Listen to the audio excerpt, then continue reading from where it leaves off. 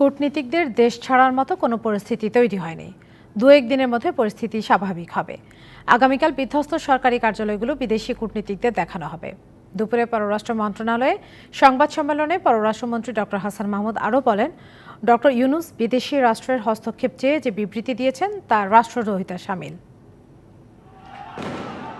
কোটা সংস্কার আন্দোলন ও পরবর্তী ঘটনা প্রবাহ নিয়ে পররাষ্ট্র মন্ত্রণালয়ের বিভিন্ন উদ্যোগ জানাতে সংবাদ সম্মেলনের আয়োজন করা হয়। বিদেশে বিভিন্ন মিথ্যা কন্টেন্ট মারিয়ে গুজব ছড়ানো হচ্ছে জানিয়ে পররাষ্ট্রমন্ত্রী বলেন, দূতাবাসগুলোর মাধ্যমে এ বিষয়ে ব্যবস্থা নেওয়া হচ্ছে। কয়েকটি মিশনের মাধ্যমে আমরা সেখানকার কমিউনিটিকে এই গুজবে কান না দেওয়ার জন্য আহ্বান জানিয়েছি। বিভিন্ন দেশের দূতাবাসের কর্মকর্তাদের ঐচ্ছিক ছুটির বিষয়ে পররাষ্ট্রমন্ত্রী বলেন, দু একদিনের মধ্যে পরিস্থিতি স্বাভাবিক হবে। বুধবার রাষ্ট্রীয় যেসব ভবনে আগুন দিয়েছে দুর্বৃত্তরা তা দেখানো হবে কূটনীতিকদের। যে সমস্ত স্থাপনা ধ্বংস করা হয়েছে, জ্বালিয়ে দেওয়া হয়েছে, সেখানে তাদেরকে আমরা প্রয়োজনে নিয়ে যাব। তো আমরা আগামীকাল সেটির আয়োজন করতে যাচ্ছি।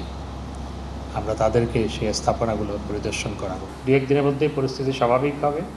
আমরা দূতাবাসগুলোকে আশ্বস্ত করেছি এবং দূতাবাসের কর্মকর্তারা স্টেশন ছেড়ে চলে যাওয়ার মতো কোনো পরিস্থিতি তৈরি হয়নি, তারাও আমাদেরকে সেটি জানায়নি। বাংলাদেশের চলমান সংকট নিয়ে ডক্টর ইউনূস যে বিবৃতি দিয়েছেন তা বিদেশিদের হস্তক্ষেপ ডেকে আনা বলে অভিযোগ করেন মন্ত্রী।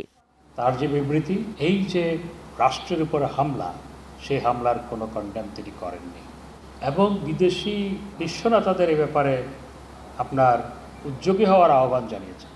অর্থাৎ আমাদের দেশের আভ্যন্তরীণ ইস্যুতে বিদেশিদেরকে তিনি আহ্বান জানিয়েছেন হস্তক্ষেপ করার জন্য।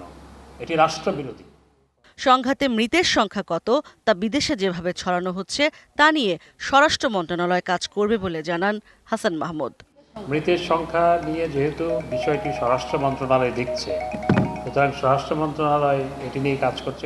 ইশরাত জাহান উর্মি, ডিবিসি নিউজ, ঢাকা।